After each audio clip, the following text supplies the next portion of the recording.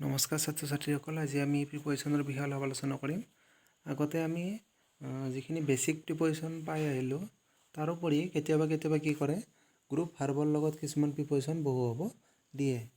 যেনেকুৱাকৈ আমি ইয়াতে কেইটামান উদাহৰণ লৈছোঁ, তাৰ পৰা আমি কিছুমান গ্ৰুপ ভাৰ্বৰ বিষয়তে গম পাম আৰু লগতে বেছিক প্ৰিপজিশ্যনো ইয়াতে বহুওৱা হৈছে। ইয়াৰে প্ৰথমটো, দ্বিতীয় নম্বৰটো আৰু তৃতীয় নম্বৰ উদাহৰণটো যদি আমি চাওঁ, ইয়াতে কি কৰিছে, দাই শব্দটো ব্যৱহাৰ কৰিছে। দাইৰ লগত কেতিয়াবা অফ হৈছে, কেতিয়াবা ইন হৈছে, কেতিয়াবা ফৰ হৈছে। এইবিলাকৰ ক্ষেত্ৰত আমি কি কৰিব লাগিব, দাইৰ লগত অফ হ'লে কি বুজায়, ইন হ'লে কি বুজায়, ফৰ হ'লে কি বুজায়, সেই কথাখিনি আমি আগতে জানি থ'ব লাগিব। তেতিয়াহ'লে আমি ইয়াতে প্ৰিপজিশ্যনখিনি বহুৱাব পাৰিম। যেনে 1 নম্বৰটো কি দিছে, many people have died of malaria. বহুত মানুহ মেলেৰিয়াত মৃত্যুবৰণ কৰিছিল। ইয়াতে বেমাৰত মৰাৰ কাৰণে কি কৰিছে, অফ বহুৱাইছে। 2 নম্বৰটো এক্সিডেণ্টৰ কথা কৈছে, সেইকাৰণে ইয়াতে ইন বহুৱাইছে। আৰু 3 নম্বৰটো কিবা এটা বস্তুৰ হকে মৃত্যুবৰণ কৰিছে, সেইবাবে কি কৰিছে, ইয়াতে ফৰ বহুৱাইছে। যেনে Bhagat Singh died for the nation. Bhagat সিঙে কি কৰিছিল, দেশৰ বাবে মৃত্যুবৰণ কৰিছিল।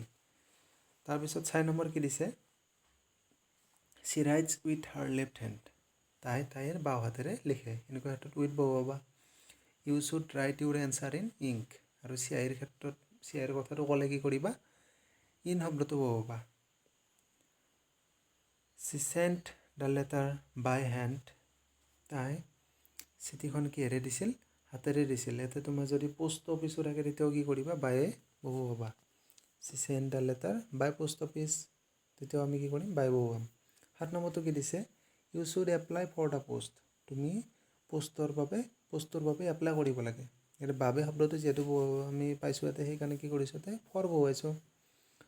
The minister resigned from the cabinet. মন্ত্ৰীজনে কি কৰিছিল, কেবিনেটৰ পৰা পদত্যাগ কৰিছিল। পৰা যিহেতু শব্দটো আহিছে, গতিকে ফ্ৰম বহুৱাইছে। He was appointed to the post.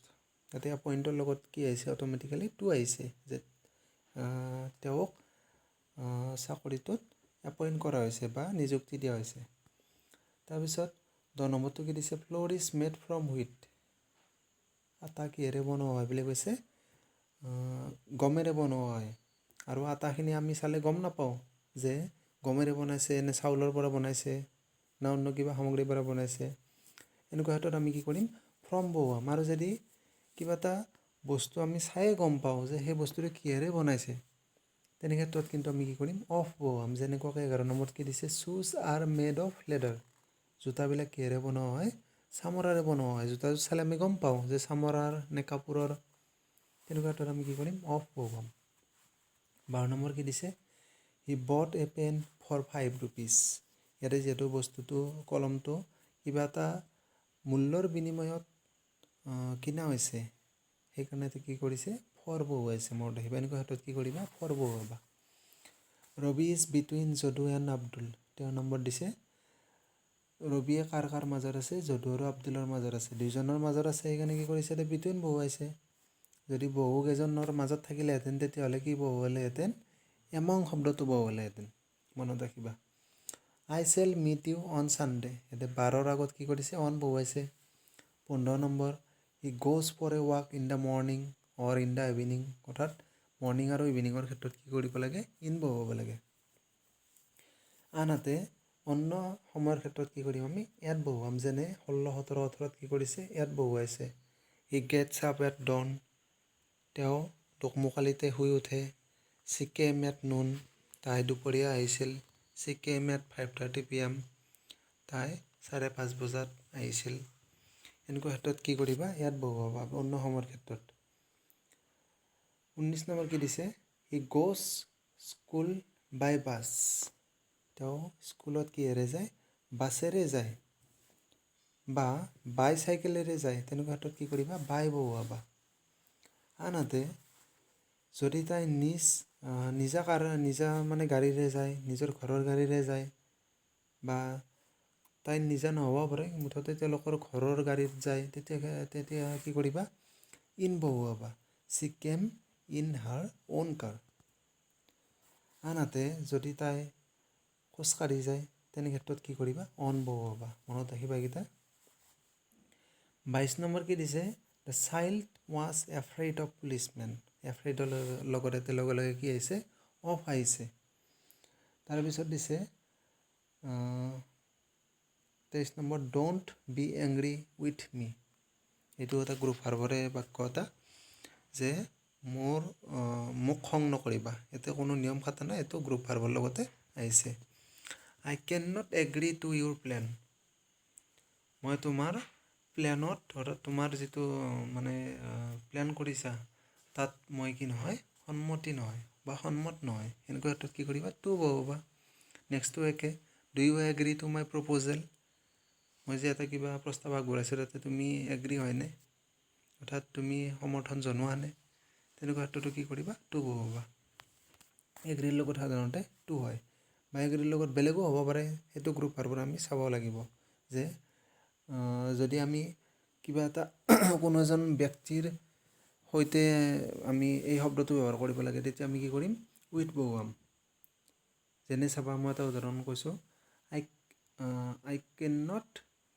Agri with you এতিয়া যিহেতু ইউ কৈছে অৰ্থাৎ মানুহৰ কথা কৈছে তেনেকুৱা ক্ষেত্ৰত আমি কি কৰিম উইথ বহুৱাম গতিকে মানুহ হ'লে উইথ বহুৱাবা আৰু যদি বস্তু বা কিছুমান তোমাৰ প্লেনিং বা প্ৰপ'জেল এনেকুৱা ধৰণৰ শব্দৰ আগত কি কৰিবা টু বহুৱাবা 26 নম্বৰ কি দিছে you can not rely on a liar তুমি কি কৰিব নোৱাৰা যে এজন মিছলীয়াৰ ওপৰত বিশ্বাস কৰিব নোৱাৰা এতিয়া ৰিলাইৰ লগত অন আহিছে অট'মেটিকেলি এইটো এটা গ্ৰুপ ভাৰ্বৰ বিষয়ে 27 নম্বৰটো কি দিছে টবেকো ইজ ইনজুৰিয়াছ টু হেল্থ এতিয়া ইনজুৰিয়াছৰ লগত টু আহিছে মনত ৰাখিবা এনেকুৱা ক্ষেত্ৰত সদায় টু হ'ব যে টবেকো স্বাস্থ্যৰ পক্ষে হানিকাৰক 28 নম্বৰ কি দিছে children R fund of sweets ল'ৰা ছোৱালীবিলাক মিঠা বহুত ভাল পায় এতিয়া ফণ্ডৰ লগত অফ আহিছে ছি ৱাজ চিয়'ৰ অফ ছাকচেছ তাইৰ ছাকচেছত মানে চিয়'ৰ যে তাই ছাকচেছ হ'ব সেইটোত তাই তাৰমানে কি একেবাৰে চিয়'ৰ মানে হ'বই তাই জানে তাৰমানে তাই যে হ'বই 30 নম্বৰ দিছে হি ছিনিয়ৰ টু মি তেওঁ মোতকৈ ছিনিয়ৰ বা জ্যেষ্ঠ ইয়াতে জুনিয়ৰো হ'ব পাৰে জুনিয়ৰ হ'লেও ছিনিয়ৰ হ'লেও কি কৰিবা ইয়াতে টু বহুৱাবা he is senior to me he is junior to me 31 নম্বৰটো কি দিছে pupils are sitting at their desk শিশুবোৰে ক'ত বহি আছে বা ছাত্ৰ ছাত্ৰীসকলে ক'ত বহি আছে তেওঁলোকৰ ডেস্কত বহি আছে যিহেতু ডেস্কৰ ওচৰত বহিছে বেঞ্চতে বহি আছে তেওঁলোকে গতিকে ডেস্কততো বহা নাই কিন্তু ডেস্কত বহোৱা বুলি কৈছে সেইকাৰণে ইয়াতে কি কৰিছে এট শব্দটো ব্যৱহাৰ কৰিছে এট বুলি ক'লে কি হয় ওচৰে পাজৰে হয় অৰ্থাৎ ডেস্কৰ ওচৰে পাজৰে বহি আছে বেঞ্চত বহি আছে যদি অন দিলেহেঁতেন তেতিয়াহ'লে তেওঁলোকে ক'ত বহি থাকিলেহেঁতেন ডেস্কখনৰ ওপৰত বহি থাকিলেহেঁতেন কিন্তু এট দিছে গতিকে আমি কি বুজিব লাগিব যে ডেস্কখনৰ ওচৰত বহি আছে ডেস্কত বহা নাই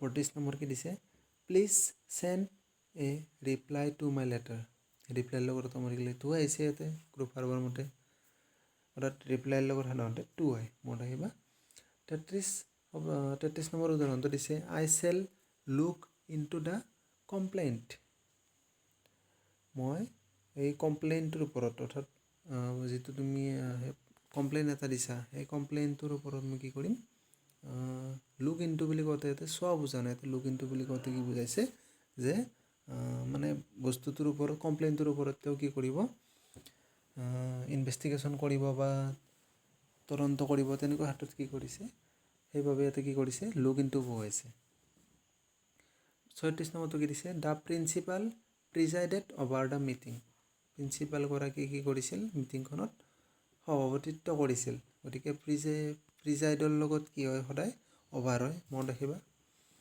আই can not part with the book মই কিতাপখনৰ লগত সংলগ্ন হ'ব পৰা নাই গতিকে পাৰ্টৰ লগত উইথ আহিছে সংলগ্ন হোৱা পাৰ্ট উইথ মানে দ্য কমিটি কনচিষ্টছ অফ 5 মেম্বাৰ্ছ কমিটিখন 5জন মেম্বাৰেৰে গঠিত কনচিষ্ট অফ মানে হৈছে গঠিত মনত ৰাখিবা গ্ৰুপ ভাৰ্ব এইটো এটা 37 নম্বৰ কি দিছে you must care for your parents এইটো এটা গ্ৰুপ ভাৰ্ব তুমি তোমাৰ মা দেউতাৰ যতন ল'বই লাগিব কেয়াৰ ফৰ মানে হৈছে যতন লোৱা 38 নম্বৰ কি দিছে, do not boast of your wealth.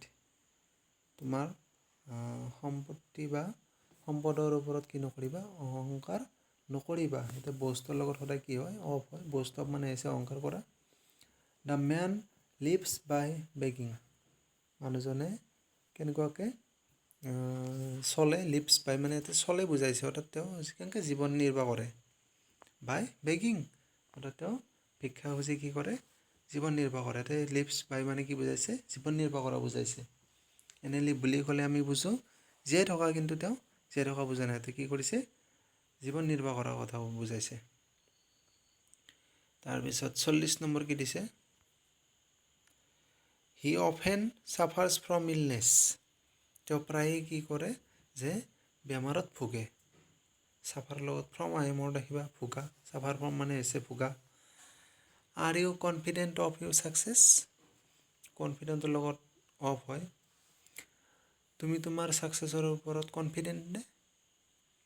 I was quite surprise at your behaviour. মই তোমাৰ বিহেভিয়াৰ অৰ্থাৎ তোমাৰ ব্যৱহাৰত কি হৈছিলোঁ, ছাৰপ্ৰাইজ হৈছিলোঁ, অৰ্থাৎ আচৰিত হৈছিলোঁ। ছাৰপ্ৰাইজ এট মানে আচৰিত হোৱা।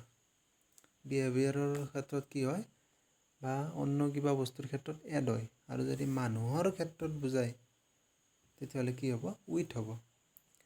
আই ৱাজ ছাৰপ্ৰাইজ উইথ ইউ। তেনেকুৱা ক্ষেত্ৰত তাৰমানে যদি মানুহ বুজায়, ইউ বুজায়, বা কাৰোবাৰ নাম দিয়ে পিছফালে, তেতিয়াহ'লে কি হ'ব, উইথ হ'ব। কিন্তু ইয়াতে যিহেতু এটা কিবা এটা বস্তু দিছে বা ফিলিংছ এটা দিছে, সেইটো কি হ'ব, এড হ'ব।